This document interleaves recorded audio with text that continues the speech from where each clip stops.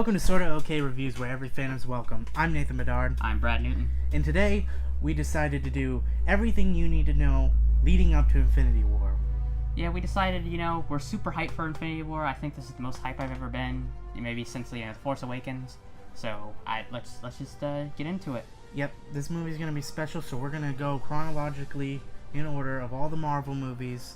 Not the day they were released, but the actual chronological order of all these movies, and give you a brief recap of what you need to know in each of these movies. Yep, and before we do that, the Infinity Stones, they'll be up on the screen probably right now. Each one of them is important. That's the main plot for Infinity War, so if you want to take a look, pause the screen right now. That's where, give you all the information what you need to know about the Infinity Stones. But let's start off, the first movie is Captain America, the first Avenger. So we get Cap. In this movie, Steve Rogers, he gets drafted for the Super Soldier program, and he becomes Captain America. Yep, this pretty much lays the foundation. He's the leader, and especially coming up in Infinity War, he's going to play a big part. We get to see, this little scrawny kid. He is the heart of a warrior, heart of a champion, heart of a leader, but he just doesn't have the stature. But one scientist believes in him, and he's a German scientist. And he's actually done this experiment one time. Which leads to the villain, which is the Red Skull. Which it didn't work out too well. But this leads us, meeting Steve Rogers before he became Captain America. Seeing him, showing that he really, there's a scene where they throw the grenade down. He doesn't know if it's fake or real. Mm-hmm. He just automatically wants to protect people. And that shows you who he's going to be going forward. And we also meet Bucky before stuff happens to him. He's with him till the end of the line, his best friend, and Bucky becomes an important character later. Other things to mention in this is we get the first look at Captain America's shield, which is made out of vibranium. Yep. And we get our first look at the Tesseract in this. Red Skull steals Tesseract, which ends up being our first Infinity Stone, which is the Space Stone. Yep, and we also meet Howard Stark, which is Tony Stark's father, which later leads on to Iron Man. And which is our next movie, Iron Man 1. This was the movie that started it all, 2008, the start of the MCU. We did a review, our recap on this, but it's pretty much just the Iron Man's origin story. He gets kidnapped by terrorists, he sees what his weapons are being used for, and he has a moment of clarity. Yeah, and then this leads to one of the most powerful Avengers, which is Iron Man. He creates these suits that can withstand bullets, and he wants to become something different. He wants to become something known for just not war. He wants to create peace. And we meet War Machine, which is later recast in the series. But we meet him. We meet Pepper Potts, which he becomes a big character in this universe. And pretty much we had a pretty solid villain in it too. Yeah, he just fights Ironmonger. It turns out his dad's friend was behind the whole plot to kill him and the terrorist thing. So, but one of the biggest things this also movie reveals and has in it, which is Mr. Coulson, which is an agent of S.H.I.E.L.D. And for the most of the movie, we don't know he's with S.H.I.E.L.D. But later at the end of the movie, we find out that he is with S.H.I.E.L.D., which expands it even more, which leads into the after credit scene. And then the after credit scene is Nick Fury saying, "We are going to make the Avengers." Yep, and then this pretty much starts what later becomes the worldwide phenomenon. Something that's never been done. And at that time, they didn't know if they were actually going to be able to go through with this, but they did state that they want to assemble a team. And that leads us directly into Iron Man 2. Takes place a few months after Iron Man 1. This time we see Tony. He's back again. Creates a new element, a new suit. He's dying.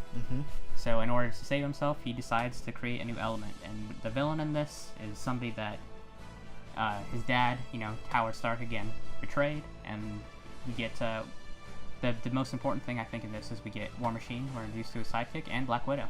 Yep, we get introduced to War Machine, and he's the actual War Machine that we later see through the MCU. And we also, get introduced to Black Widow, and she was cast as by Scarlett Johansson. And I think some people were a little skeptical at this first, but she's really grown into this role. I think she was a solid fit, and we've stated for many years we still haven't even got a solo Black Widow movie, but I think we will be getting one soon. But she's become a very prominent member. Prominent member of the Avengers, and Mm-hmm. and also later on in the MCU we find out that the little boy in the Iron Man mask is supposedly Peter Parker. Something they decided to add later. They add later. And our next movie is The Incredible Hulk. Now this is kind of the like. This is the oddball. Yeah, the odd, because Edward Norton gets recast as Mark Ruffalo. So there's not a whole lot you need to know about this, except that maybe the Hulk was created because they're trying to recreate the super soldier experiment. Yep. This is also, they were also owned by Paramount at this time, so that's why there was a Hulk movie. And but yeah, they can't have another one now. There's nothing really too connective in the MCU. It's just really at the end you have like General Ross comes back, yeah, which later plays a prominent role in Civil War. But we get the Hulk, but he's later recast. There's an Abomination, but he never really comes back. He's in jail somewhere right now. So. Somewhere. So yeah, the Hulk, you could skip if you had to. Next one is Thor. Thor happens right around the time of Iron Man 2. Yeah, this was a pretty interesting one they had to take at, because it's a mythology. It's something that's very out of this world. It's out of this world literally. And Thor is it's not probably the easiest character you can technically put onto the big screen, because he is a little odd. It's not something you could easily just play and work. Yep, and Thor becomes very different throughout the cinematic universe. But this one, again, all you need to know is Thor lost his powers. He got stripped by Odin because he was a selfish child. He needs to learn what the value of being king. The bad guy in this, introduced Loki, probably everybody's favorite bad guy throughout the MCU. Becomes very, very prominent character. And Thor eventually meets Jane Foster, which unfortunately she's not into the MCU anymore. But she meets her. That's the love angle they get, and he fights Loki and the Destroyer. And also, pretty much at this point, I mean, when the Tesseract in Captain America went off, they saw space. They maybe saw something, but really, this is, I believe, our really first glimpse of, okay, there are other things out there besides Asgard. us. There's other worlds. There's other people with powers. What are we gonna do to do something about this? Because we have to defend ourselves, especially because when the Defender, and this later has a tie into Avengers, that thing leveled a city. How are we gonna be able to defend that if more come? And then we are led into Avengers. Avengers was the culmination. I remember having a smile on my face the whole time during that movie. This movie was really something special because it led us to this grand, all these characters coming together to this big fight, and this introduced us to the Tesseract and Loki's staff, which both are Infinity Stones, and we just seen all these characters come together, and we realized this universe is bigger, and these characters learned that their universe is bigger. Yeah, it took Loki and Thanos' army for all these characters to come together. Yeah, which we learned that, and this leads us to the biggest end credit scene of pretty much the Marvel history, which was the reveal of Thanos. And after Avengers was Iron Man 3. Iron Man 3, we're back to Tony Stark now. He's kind of got PTSD from the Battle of New York, fighting the Avengers. They came together, they fought in New York. He's got some problems, some issues now. Yeah, so sadly this wasn't one of my favorite movies, but I mean, and honestly, I don't think it really added too much to the MCU. Ultimately, we just it added a lot to the Iron Man character. We got to see that he's been working on a lot of suits, and it ended with pretty much he got the shrapnel out of his heart, chest, so he didn't have to wear that anymore. But he could still wear the suits, of course. He was still Iron Man. Yeah. So the whole arc of him saying, "Yeah, I don't need the suits anymore," that ends because later on we get to Avengers 2. So yeah, Iron Man 3. All you really need to know is the Mandarin, who was a fake Mandarin, came. Iron Man fought him off. Yeah, that's pretty much happened. He has a whole bunch of suits. And sadly, there was a little short that revealed that there is a real Mandarin, but we never know if we're going to get that real Mandarin. Then after that, another kind of lower end Marvel movie was Thor: The Dark World. This is considered by most probably one of the worst ones. But we do get the Ether here, which is the Reality Stone of the Infinity Stones. Yep. We do get a pretty weak villain. Nothing really into that, but we do, like I said, we get introduced to another Infinity Stone. And also this also leads us to meet the Collector. which Got he credit later, scene. yep, he leads us to some more interesting finds and characters too. Yep, so all you really know that happens in Thor the Dark World, the Ether, another Infinity Stone. Thor defeated the Dark Elves. Next movie, one of my favorites, Captain America the Winter Soldier. This might be my favorite of all the Marvel movies. This was also a big turning point for the MCU because, I mean, while everyone loved the Avengers movie, some people kind of got a little discouraged with Iron Man 3 and Thor the Dark World. They're like, okay, is this the downfall? Yeah, and then nope. But no, Winter Soldier brought it back. And it had some really big implements in the MCU as we find out that Bucky Barnes is alive and he is now the Winter Soldier who was brainwashed by Hydra. Yeah, this assassin has worked for Hydra for years and years. Yep, and later he also has more parts to play in Civil War and throughout the MCU. So that reveals one of the biggest in the MCU. That one, and we also find out that later that Hydra is still around. They've actually secretly invaded S.H.I.E.L.D. and everything, and that they're well. Yeah, that was like, I almost gasped in the theater. I was like, wow, Hydra's been S.H.I.E.L.D. the whole time. Like, yep. That was one of the biggest turning points. And you know, we also get to see Cap as like, what is he doing now? And we he's working with Black Widow again. Him and Black Widow are back together. And he meets also another soldier who later turns out to be Falcon. And then so he decides to stop Hydra. He ends Hydra's plan, but then this is the downfall of S.H.I.E.L.D. So S.H.I.E.L.D. was ended at this point in the MCU. And this has some implements in the S.H.I.E.L.D. TV show and stuff like that. S.H.I.E.L.D. continues in the TV show, but then again, never mentioned again in the movies. Yep. And then we go across the galaxy to Guardians of the Galaxy. And this was another, like I said, you know, this is where I think the MCU again started to pick up again, because now we had this really weird group of characters we've never known, we've never really heard of. They weren't that well known, even in the comic book world.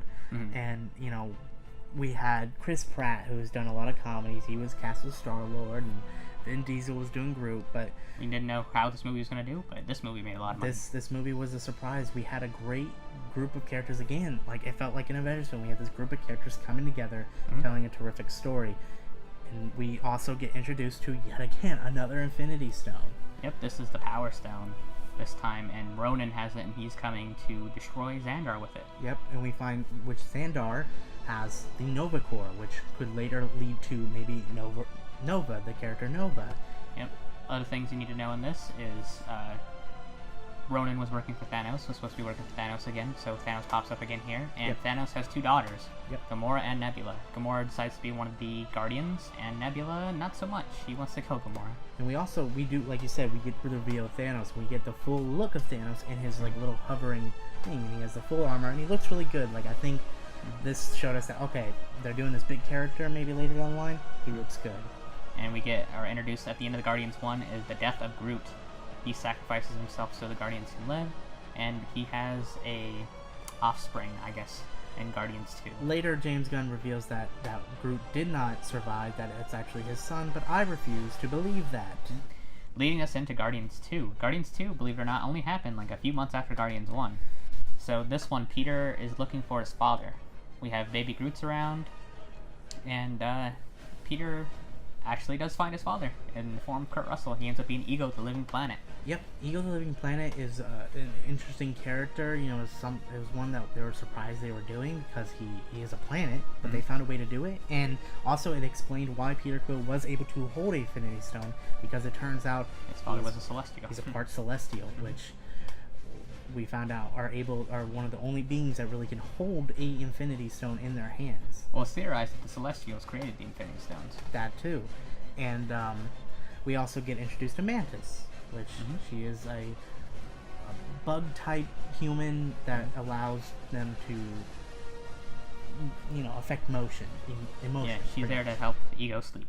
She, at the end of the movie, joins the Guardians. Her and Nebula kind of does, kind of doesn't at the end, but she is kind of becomes friendly with Gamora again. And this movie also has a big arc for Yondu, which we saw a little bit of him in the first one. We got to see some of his power, but this one we really dive into the character a little bit more. We figure out, you know, he ends up being Peter's actual dad, pretty much. Yeah, he was like the adoptive dad that, you know, he really needed, and it also leads to his death, sadly, which was actually a pretty, like, we were actually surprised, like, this, like, for a movie that was really, really heavy on comedy, it had some really heartfelt moments in it.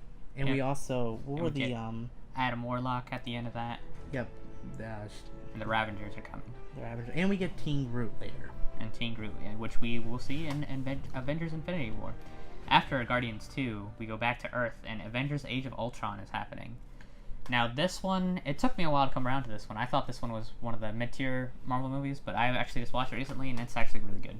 Yeah, I enjoy it. I mean, I do think it maybe didn't have that exact feel of Avengers, and, like, Ultron could have been a lot more powerful and stuff like that. But I love who they got to cast as the voice. And James Spader. James Spader, yep. But this one, you know, the Avengers have been avenging. They've been taking care of the remnants of Hydra. And after the events of Winter Soldier, they're finishing out what's left of Hydra. Tony still has, PTSD. He still is afraid of what's coming. And so he decides that he's going to make an AI, and he wants to study the Mind Stone from Loki's staff. Which they acquired because the remnants of Hydra were using that to experiment on people, which later led to the creation of Scarlet Witch and Quicksilver. And pretty much they're against the Avengers at first because they don't like Tony Stark because of what the Avengers did and what Tony Stark did. Yeah, all the Stark weapons. Yep, and pretty much, but then we, Tony's saying that, we need to protect this world, we need something strong, we need Ultron. And then Ultron turns out to be a big bust. He wakes up and decides that the only way to protect humanity is to destroy humanity. Yep. And then, so he needs vibranium later we get introduced to Claw, which has ties into Black Panther later on. And he said he stole his vibranium from Wakanda. Yep. Which we find out that Black Panther does exist then, probably. And then Ultron wants a new body, so he wants to make a new kind of half living body, half organic body, which leads to the creation of Vision. And Vision has the Mind Stone in his forehead. Yep, that's also where at that point we find out that Loki's staff at this point has been an Infinity Stone. It's just been encased, and they use the Mind Stone to create Vision. Yep. And Vision I assume, will play a major part in Infinity War. Yep, he actually picks up the hammer because that was a huge moment. He was just born yesterday, so he technically is worthy. He's innocent. And then, so Vision and Scarlet Witch and Quicksilver all go to Sokovia.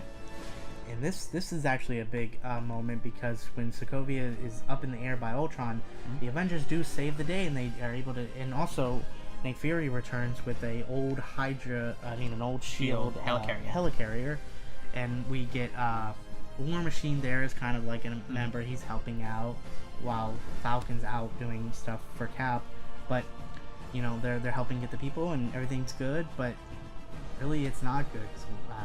They like I said, they do save it. They bring down the rock safely into the ocean. Unfortunately, along the way, Quicksilver dies. He saves Hawkeye. Yep, and then also with it falling, it actually does have some ramifications later on in Civil War. And after Age of Ultron, we get a cooldown period as we are introduced to Ant-Man. Well, actually, before we get into that, at the end of Age of Ultron, we do kind of get introduced to what is maybe the new Avengers. Oh yes. We see, of course, War Machine's there. We see Falcon in his new getup. We see Scarlet Witch in her new getup, and pretty much Cap's like, all right, time to train the new guys. And so we have a new version of the Avengers. Because Hulk also takes off. We don't know where he goes at the end, and Hulk goes off into space until Thor Ragnarok. And then, okay, so now we're going to get into Ant-Man. Ant-Man is kind of like, after all this, big universe-breaking thing has happened, we get, more of a smaller heist movie. So, Hank Pym ends up not being Ant-Man in this universe. He's created the Pym particle, and he decided that he needs Scott Lang to come in and help him fight the villain of this movie, which is Yellow Jacket, because he's also created another Pym particle to make things shrink. The science behind it is the atoms, the space in between atoms is shrinking. Yep, they kind of use this movie to bring back some old MCU stuff. Everybody towards the beginning of the MCU wanted the super soldier serum, but in this movie, Hank Pym worked with Howard Stark, In the 80s, actually. In the 80s, and he created this shrinking mechanism, and people want that. The guy who plays Joe, he wants that because he's like, if you can get these soldiers these size, and they'll be strong because of this, they can enter places undetected and take out. Just think of what you could do with that technology too, just on a practical basis. Yeah, and you just find out that, like, this could be really dangerous, and that's why Hank Pym has, like, only kept the Ant-Man to himself and not really advanced it, I guess, in a way. And then after Ant-Man, we lead into Civil War. Yep. Civil War is I think one of the best Marvel movies that they've done. This movie really has some implements on the MCU, because not only are we starting to see some distress between Cap, which we saw in Age of Ultron, actually. We saw them bickering about it. But yeah, like, you have Cap who thinks that, we don't need to we don't need to listen to the government. We don't need to answer them. We're saving people. Yes, we can't, we're still human, but we can't be, if there needs to be help, we need to go help them. And then you have Iron Man's side, because he's getting ridiculed with, like, people that are like, hey, because of you need to be held accountable for your need to be held accountable. So there's those two sides. And so what happens is General Ross comes back from Incredible Hulk. He comes to the Avengers with the Sokovia Accords, and these pretty much mean that you have to be registered if you're going to be a superhero. And so if the government or the United Nations or whoever it is, whoever council, if they deem it necessary, they send you to these places. And really, so far, everything seems good, and we actually get introduced to T'Challa. Black Panther is there, his father's still alive, but T'Challa is there with him, and things, they're going well with them, and everything seems to be going good. The Cap's not really for it, but then all of a sudden, a bomb goes off. And it turns out that everyone thinks it's the Winter Soldier. Bucky Barnes is back, and they think that he killed the King of Wakanda. And so he's, like, pretty much public enemy number one right now. And this brings T'Challa to become the Black Panther to hunt after Bucky. And then Cap's trying to save him, and Tony's trying to get Cap, like, no, you can't do this. And then later on, we find out that there's other soldiers like Bucky that are brainwashed by Hydra, and they need to go take care of them. Yep, so we have two sides starting to form on the Sokovia Accords. You got Cap's side versus Iron Man's side. This leads to that big airport scene. Iron Man gets to go recruit Spider-Man. This is the first time in the MCU we see Spider-Man. We finally, Sony and Marvel decide to strike a deal, and we get Spider-Man in it. But Spider-Man has been Spider-Man for a little bit.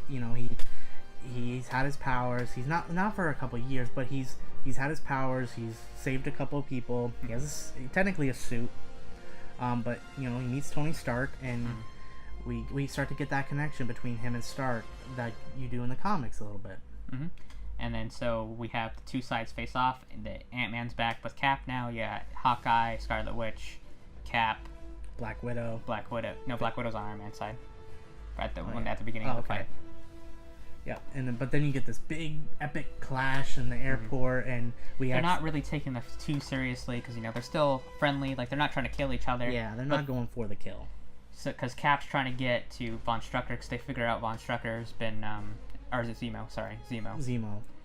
Zemo is the person behind framing Bucky for killing the King of Wakanda. So they're trying to get to him. No, it was Zemo. Yeah, that's what I said. Yeah, Zemo. But yeah, Zemo. They're trying to get to him. Iron Man's trying to stop him to get him to sign the Sokovia Accords. They're not really trying to kill each other, but things get taken a little bit too far when War Machine gets hit.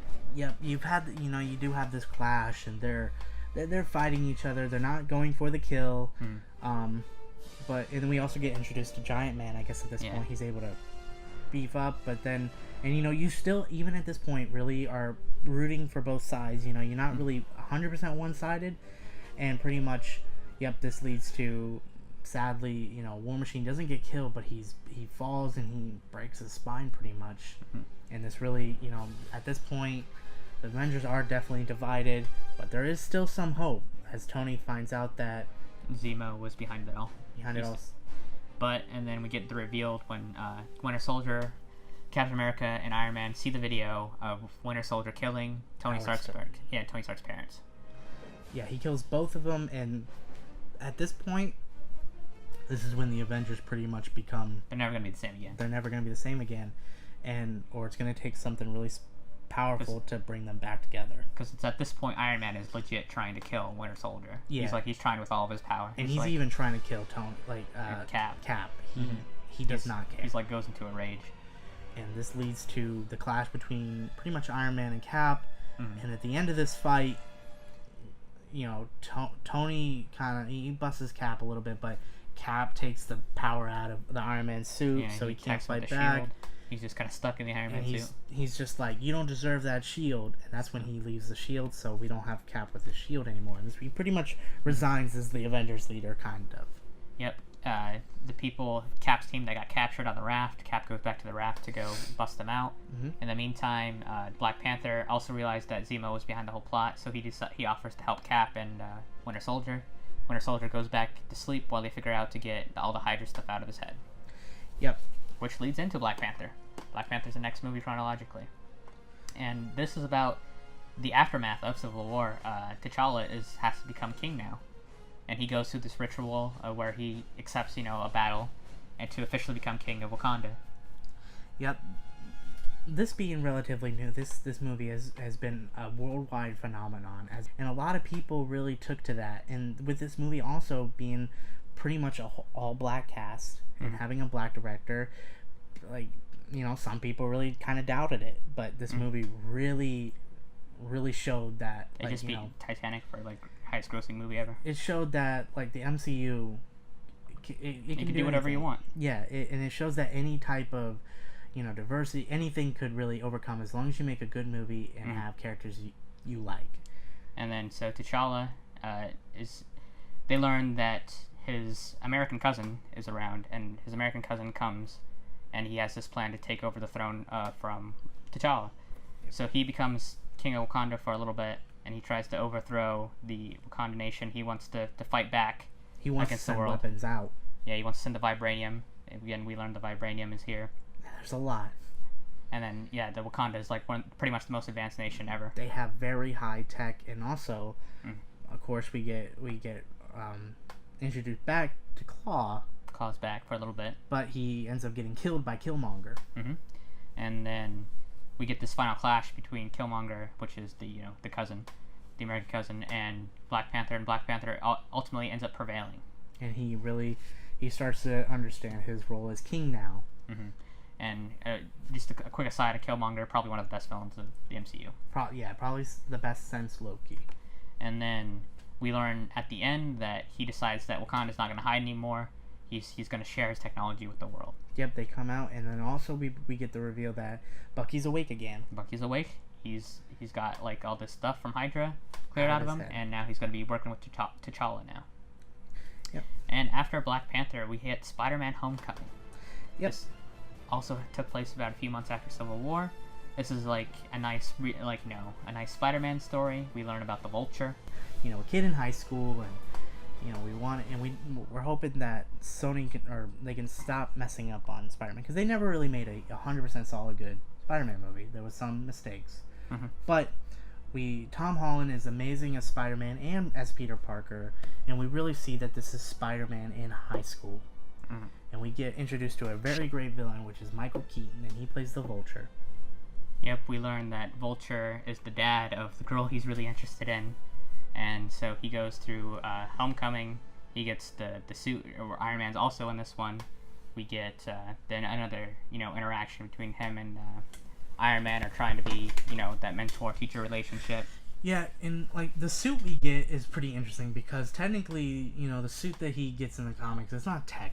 He later adds tech to it, like Spider-Man, he'll add a signal or something like that. But you can tell this is something Iron Man gave him. Something Iron Man gave him, and pretty much, it kind of advances him in a little bit of a way. He's able to. He has an AI, which I didn't really care for, but it's okay. But yeah, we get the mentor of Tony Stark, and you see Peter Parker really wanting to become Avenger. He fought at that airport. He's like, I'm ready. I'm ready for bigger, better things. So he's like, make me an Avenger. And at the end, Tony Stark actually gives him an opportunity when we get revealed. Not yet. Tony takes away the suit from him at first. Yeah. He learns to he's nothing. If he's nothing without the suit, he shouldn't have it. So he learns the valuable lesson that So now that, go ahead, when he gets to the end of the movie, he gets offered Tony Stark. Pretty much, great power comes great responsibility. Yeah, pretty much. But yeah, at the end, Tony Stark's like, you did good, kid. It's time to officially announce you as an Avenger, and we get shown what now is to be the Iron Spider suit. So, and he sees that, and he's like, you know what, I would like to, but I think I need to be, on the ground. I'm not ready for the little guy. Yeah, I need to look out for the little guy. And Tony Stark's is like, okay. And we kind of get maybe teased that Tony and we get Pepper back at the end of it. We see that they're back, and we kind of get teased that maybe he did propose to her, but we don't 100% know. Yeah. But yeah, he gets his suit back, and we I guess Aunt May kind of finds out who he is. It ends with him just kind of getting revealed, and he's not very great at keeping his secret identity. Nope. And we also get the somewhat reveal of, we gotta find the Spider Kid. We heard who he is. So what maybe could later become this the Sinister Six. But we don't know yet. And then after Spider-Man is Doctor Strange. So we are introduced to Dr. Stephen Strange. He is one of the a world famous surgeon. He can pretty much do whatever. He unfortunately gets into a car accident which destroys his hands, which destroys his career. Yeah, this is not one of the when this technically came out, this was around when all the good Marvel movies were really coming out, but it wasn't really a standout, but it wasn't bad either. It was just a typical solid good movie.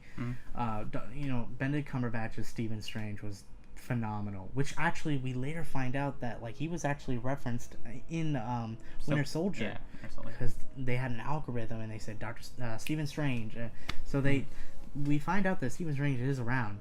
Yep. So he tries to go to the Ancient One to learn magic, to become the Sorcerer Supreme. He learns all these magic abilities, and we learn at the end he faces off against Dormammu with the help of the Time Stone. Yep. So we're only down to one now. We finally find out that the Time Stone is in the eye of Agamotto, and Doctor Strange learns how to use it, and we do get introduced to the mystic arts of the magic of the Marvel universe, and so we get introduced to that, and it's a pretty, like I said, a pretty solid movie, and later we find out that he meets up with Thor. Yep, which leads into our last movie, Thor Ragnarok. Thor, we get introduced to Thor is in this underground world somewhere, God only knows, and he's talking to Surtur, and this is where the Thor franchise really took off, because they really decided to go comical with it. But now they have to go find their father, which they come to Earth, and that's when Doctor Strange, he detects them, and he's like, you're fine, your brother's not. He tried to kill everyone, and but he later directs them to Odin, and Odin has a talk with them, I've done some things, and he reveals dies. That they have a sister. Yep, and Hela comes, and she is the antagonist of this movie. And she destroys Mjolnir, which is actually pretty big. That was Thor's weapon, and no one could even lift it, let alone destroy it. He throws it at her, she just destroys it like nothing. And so then they decide to return to Asgard, but along the way she interrupts that, and that's where we get sent to Sakaar. And this is when we get introduced to Valkyrie. She's actually an Asgardian, but she's not really in her Valkyrie uniform. He doesn't really know she's an Asgardian. But Thor doesn't know what's going on. He gets sold to... He pretty much gets sold to be a gladiator. And we meet some cool characters along the way, as we meet Grandmaster, which is the...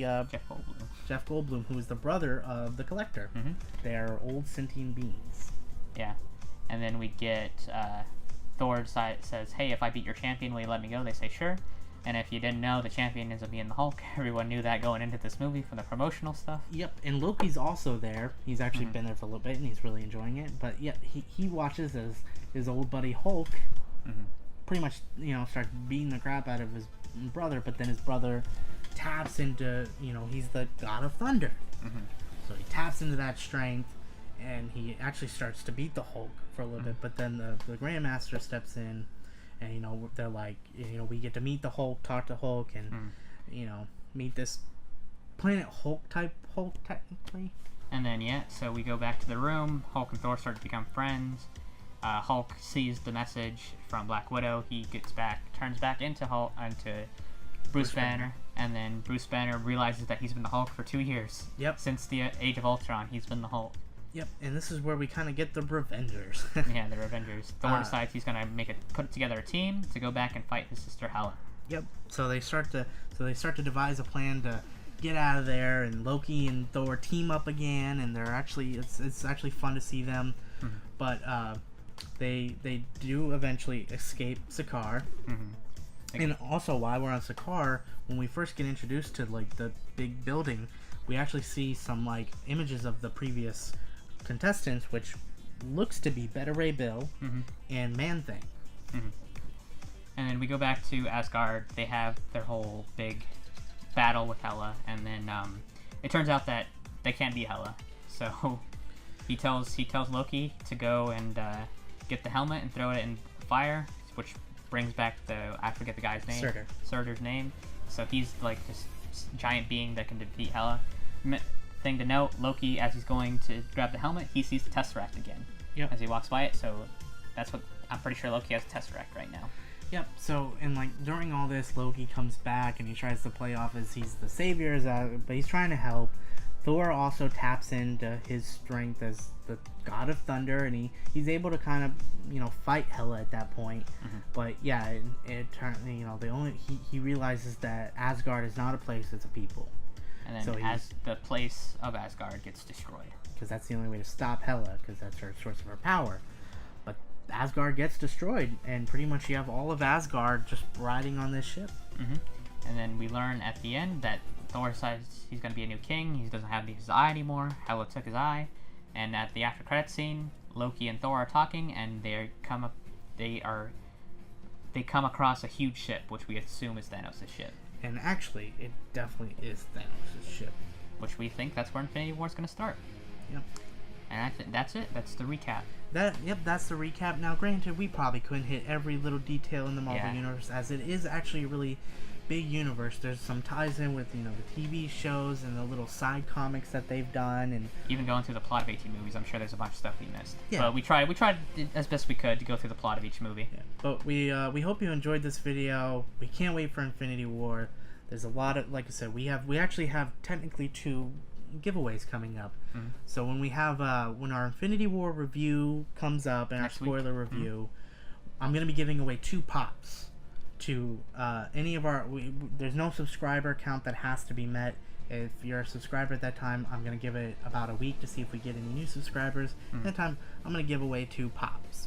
There'll be regular Infinity War pops. They probably might be just the Iron Man and the Iron Spider. Yep, but other than that, I think that's going to do it for us today. Yep. And don't forget about our other giveaway, which once we do have to hit 50 subscribers, but once we do, we're going to give away a $20 Amazon gift card. To a random subscriber. To a random subscriber, so make sure you're subscribed, so once we hit 50, we can give away that gift card. So go ahead and hit that subscribe button. There'll be another video up here of ours you can check out. That's it. That's going to be it for us. We hope you enjoyed this video. Thank you very much, and have a good day.